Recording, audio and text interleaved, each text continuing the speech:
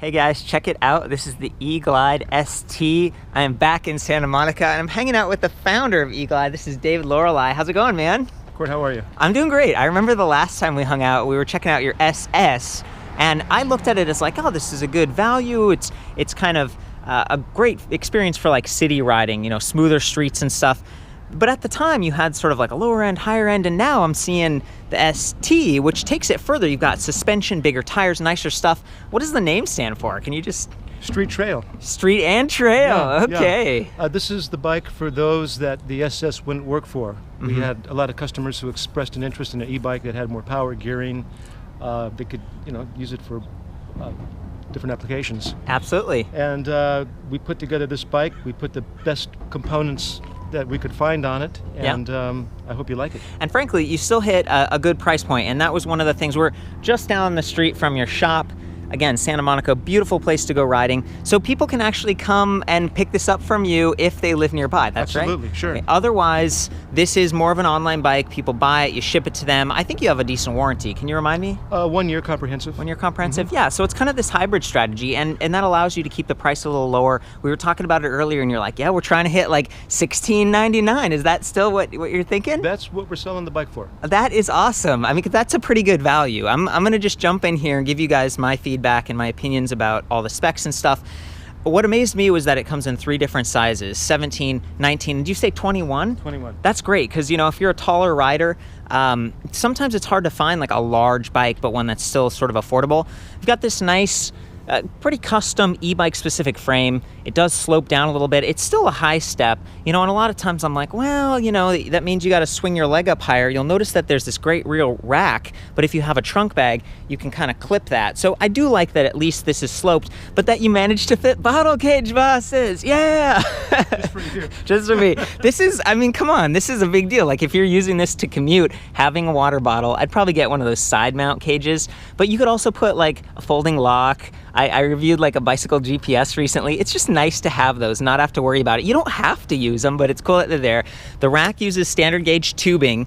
It says maximum weight, 25 kilograms. That's pretty standard, about 55 pounds. We've got a little loop here for some of the panniers that have clasps. I like just the way that this is mounted. This is a little more custom. It looks nicer than some of the ones where you've got the silvery stuff that's kind of angled. And you manage to fit on fenders. Now, in my opinion, these fenders are like, meh, you know, they're more like mud flaps, but you know, on the front one here, that is going to protect some of your wires. It's going to keep the mud out of your eyes if you actually go off-road. And the rear one, this is where a lot of people have problems when they're riding. You get that stripe on your back. I actually love what you did. It's kind of tucked into that spring latch, and it feels pretty solid, you know? Sometimes these can get bumped side to side.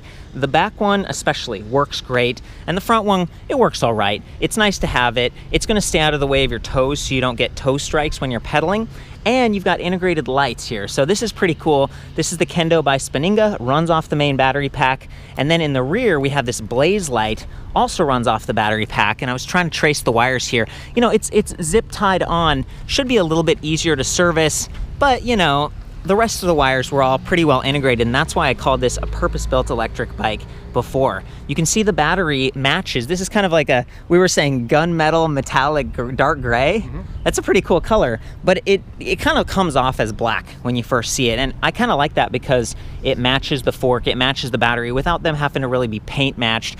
Are you planning to do any graphics or keep this thing kind of stealthy? We're going to have our logos on it. Couple logos? Yeah, ST on the head badge and E-Glide on the down tube, and that's about it. This is like your final production version. It's just the others haven't arrived yet. Is that right? Exactly. Okay, great. So everything we're looking at here should hold up. The E-Glide logo is actually pretty cool. So one of the things I look at, sometimes you get e-bikes with lightning bolts and there's too much going on. I like that this one kind of blends in and it just looks professional. The fork was something we called out a minute ago. So this is the XTR32 from SR Sun Tour. Look at that, it's got remote lockout. So while you're riding, you can lock this out and get that efficiency of city riding, no bobbing. But then you hit a little bit of trail and you can use it, you know, and get some cushion, 100 millimeters of travel, adjustable preload right here. Also quick release, 9mm quick release skewer, kind of like what you'd see on just any bike. The back does not have quick release. You can see that the motor here, it's going to be a Dapu, and that's a 500 watt nominal, 900 watt peak. Dapu is what I think Pedigo uses those, Easy Motion uses them. It's a higher end system versus like 8Fun. So that's a nice little upgrade. You can see that the cable comes out from the side. This is one of the vulnerabilities of the bike. So just be careful if your bike tips, try to have it tip to the left, because on the right you have your Diore derailleur, and then you also have just the wiring for the motor. This has been around forever. This is not a huge issue. It's just this that makes this part of the bike a little bit more vulnerable. So be careful with it. I do like it up front here. We have a nice aluminum alloy, kind of a chain guard, like a bash guard. We don't have a guide, so it's not sandwich. I imagine if you're going at higher speed, especially using the twist throttle, that could drop. You might have to put it back on. Again, that's not uncommon. I see this on a lot of electric bikes, but especially when it's a throttle and maybe you're not pedaling or you're pedaling slowly. Keep that in mind. At the back, I love that we've got a 10-speed cassette. Pretty good range. Shimano Dior, it's like 5 steps up in the Shimano line, so we're not getting like just a basic tourney with 7 speeds. That's a nice little upgrade. And then coming back for the tires, I was trying to communicate the whole efficiency thing with lockout and stuff, but these actually have some decent tread. You know, this is actually kind of trail capable, and it's like this Schwalbe Marathon Mondial. So 27.5 by 2 inches, 27.5, that's like the in-between. You know, it used to be like 26 or 29, and then they were like 27.5. So you still get a little bit of like nimble handling, but when you put larger tires on this, you get good rolling momentum. It almost feels more like a road style tire, but with some cushion. So again, suspension, cushion there. The grips, these are just flat, round, but they are locking. The twist throttle is actually really nice. I haven't seen this one before. It's smooth, it gives you variable speed output, and it works regardless of what level of pedal assist you're in, including level 0. Gotta love that. ProMax stem, kind of like a lower rise bar up here. So we're just kind of scanning through the bike. The Respiro saddle, I think they have a men's and women's version, but it's kind of neat because it's vented. It's got kind of a gel, softer feel to it, and I'm definitely getting to that. But I don't want to jump and miss anything before we do. Oh, the pedals. There's a Wellgo aluminum alloy platform, very nice. 170 millimeter cranks, everything you'd expect. I did some geometry measurements on this bike. Remember, this is the 19-inch bike, so this is kind of the medium. Fits me really well. Those will be back at the site, but I can't really speak for the 17 or the 21. Just keep that in mind. Okay, now the battery pack. It's pretty well integrated right here. Weight is, you know, low, relatively centered, and it kind of balances out the hub motor in the back. This is 48 volts, 11.4 amp hours. Panasonic cells. Panasonic cells, yeah, high quality stuff. And I like that, you know, this is a battery that I've seen on some other electric bikes recently, and they've updated it a little bit so that the USB port is right here near the top. So you can charge your portable electronics, your phone or something. If you're using GPS up here, you could put it in. You really don't have to run the wire so far. This is a standard kind of like 2.0 size USB port. And Amazon sells these like right angle adapters so that if you're pedaling, you know, your feet, you know, you just don't want to snag that. So I like the position and I like those adapters, worth keeping in mind. If we flip around to the other side, you can see it's got this little handle, and we could actually take the battery off like this. Oh, almost got it. This is hard to do with one hand. Dave, would you give me a hand maybe putting it back on in a second? Yeah, I think this was like 7.5 pounds. I weighed it back at the shop. Pretty nice looking battery. You could charge it on or off the frame. That's what it looks like kind of inside the frame. It connects pretty well. Maybe I'll hand this to you and get your help putting it back on.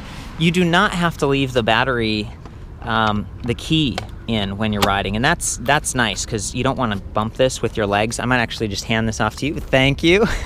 And then down here, this is another one of the areas where you want to be sensitive. Okay, I love, first of all, that this has a kickstand and that it's far back and it's mounted really nicely. It's kind of the dropout area is really clean. You've got several eyelets for adding different style racks if you wanted to. Great disc brake mount. You know, you can get to it sort of from the other side if you needed to do some adjustments, but it's hydraulic disc. 160 millimeter back, 180 millimeter front. Great stopping power, relatively smooth. These are Tektros, and you can see the levers up here, which I think have a little bit of adjustable reach. That's something I'm calling out more and more, because with the 3 different sizes, people have different hand sizes, and you want to be able to kind of actuate those. Pretty standard size lever right there. Anyway, coming back, I like that you can pedal backwards, so if you're servicing the chain or something, you're not going to collide with the kickstand. It just stays out of the way, but you know, it is adjustable length. It's going to keep the bike right side up. And then the cadence sensor down here, this is one of the newer generations. I don't know how many magnets are inside, but they're very responsive, and it's just less prone to getting bumped and off track. Like the older ones was a big disc with actual magnets. This one's like sealed. You can see some of the wires down here, pretty well protected, you know, kept relatively clean and out of the way. But the point I was trying to make a while ago is you can see this charging port on the side of the battery. Imagine if you had it plugged in and it's charging on the bike, and then you back the bike up, the pedals are gonna go backwards, the cranks, and you could collide with that. This is the case with a lot of electric bikes, even super high-end premium ones, so just be careful. You don't wanna bend that and cause a problem and damage your battery or something. And frankly, this rubber port thing, they just don't stay in. You have to kind of finick with it a little bit. So, you know, pay attention to that before you ride. You don't wanna get water or junk in there.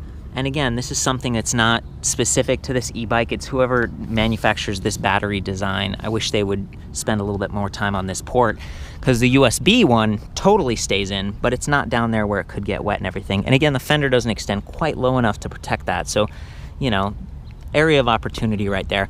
But again, here's the standard kickstand mount, and they went above and beyond and put it back here. And I like that, and the disc brakes and everything. So yeah, that is pretty sweet. We come up here to the display unit. Guess what we have?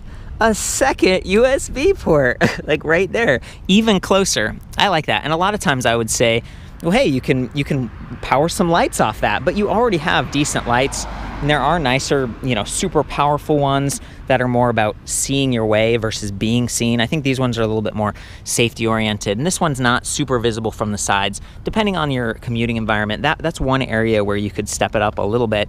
But all in all, you know, I'm pretty happy with the bike, and you know, I'm enjoying the fact that it comes in those several sizes.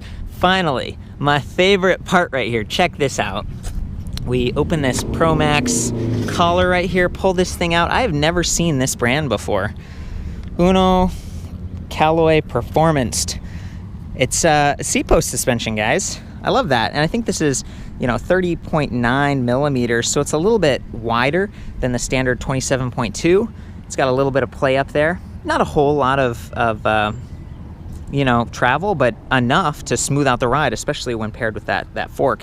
And that's something you don't have to buy yourself. And down here, there's this little min max. I'm guessing that that's some sort of adjustment for stiffness, perhaps.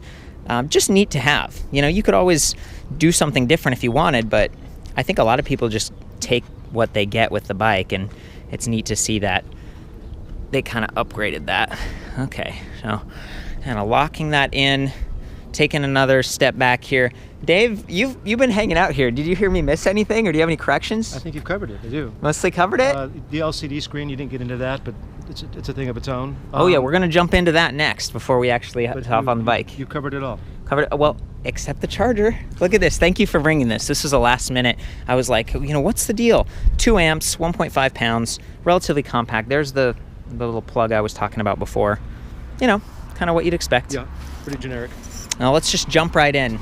Battery is charged. It is on the bike. There's a power button here, but I don't think you have to press that. You can just come right up here to the display, press it. Beautiful. Hopefully you can see this all right. This display is pretty sweet. It gives you 3 power levels, and that really determines like how zippy the motor is. And you use more energy if you're up in power versus normal or eco. To adjust those, you actually have to hold set, and then it opens up all these other menus. And it does come with some good instructions, so you can say, you know, how many levels of assist do I want? Do I want kilometers, mile per hour? I'm just hitting set to cycle through these. And then eventually you get to these power levels, and you can use plus or minus. So I'm in power, down to normal, down to eco. I'm gonna keep it in power, because that's how I like to review. I hold set for a couple seconds, and we're back at it. To the left, there's sort of an amp meter, so depending on how much, you know, power the bike is putting out versus you, this little chart goes up and down. We've got speed over here, miles per hour, so we're in the US. Pedal assist, it defaults to 1, but you can put it down to 0, and this is what I was talking about before. Look at this.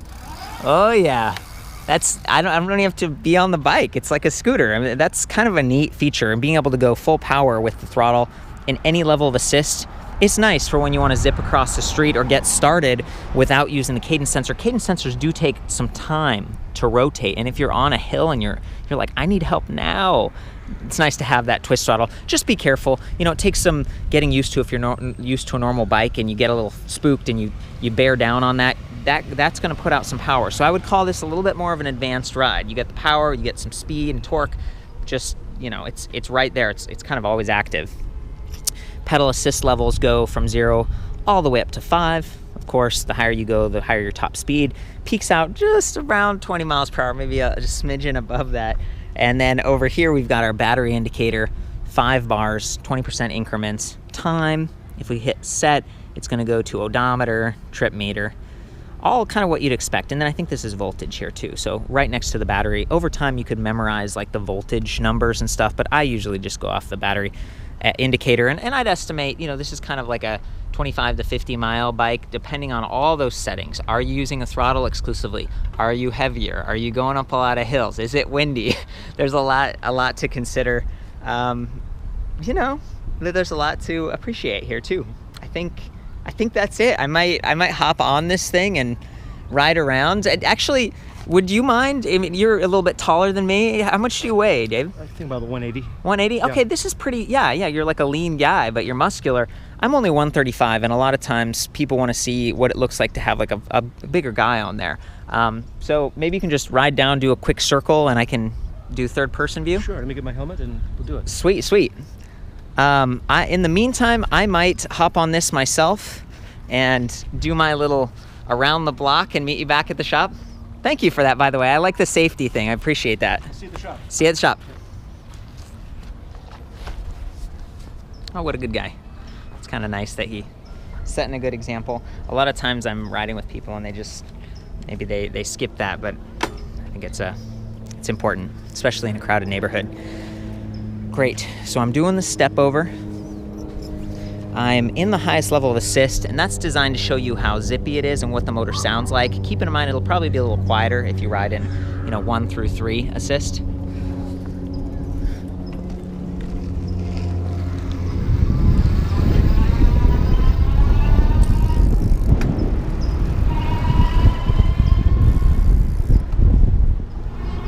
Really smooth, pretty quiet too. I am in a higher gear.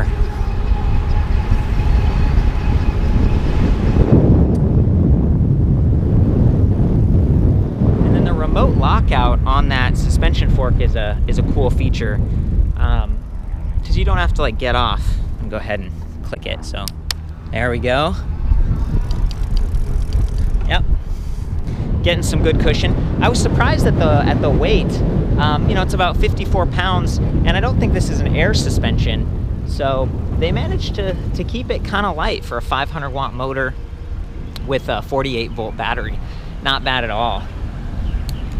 Switching gears, making a U-turn. Oh boy.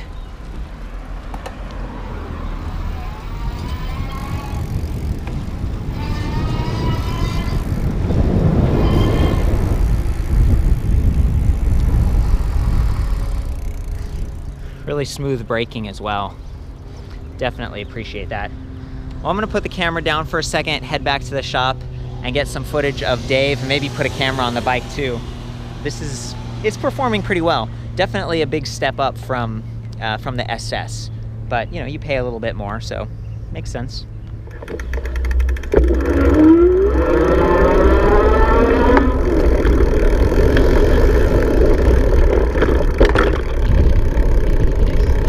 The fenders flopping around, hitting the down tube a little bit, but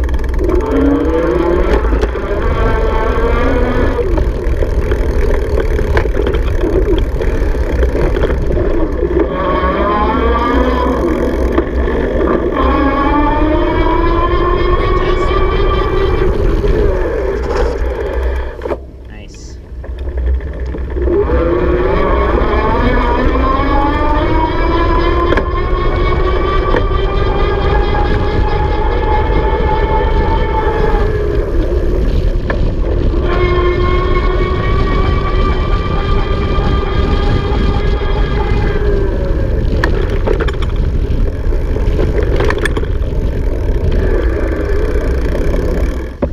One thing it doesn't have is motor inhibitors on the brake levers, which I was surprised about because it is a cadence sensing bike. So be careful. You could be fighting the motor a little bit depending on the situation because of that cadence sensor. Thankfully, the brakes are pretty strong.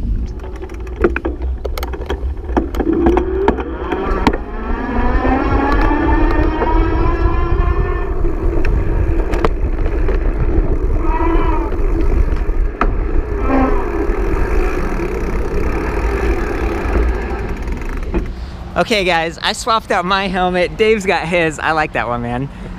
Are you ready? I am. Set. Go. Go. Juice it. There he goes. It's fun.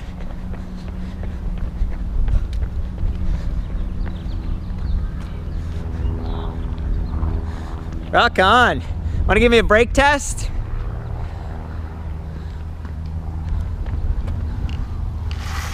Oh yeah, nice and smooth. I'm sure you could have locked them out, man. I did the rear. This is great. Just seeing you standing over it, you got good extension. We didn't really adjust the saddle height, but it actually goes pretty high. This fits you all right, and it's the medium. It is. So great. A little bit of jog in there. David, thank you so much for having me. My pleasure. As always. This guy also sells electric skateboards and was kind of like one of the early guys in the business. I've reviewed one of those over at ElectricReview.com, my other site. For the full written review on this, all the specs and stuff, I'll see you back at ElectricBikeReview.com. Of course, be safe, wear your helmet. What's your website where people can find this? This is on e-glidebike.com. e-glidebike.com. Okay, that's it, man. We'll see you next time. Thank you, Gord. Ride safe.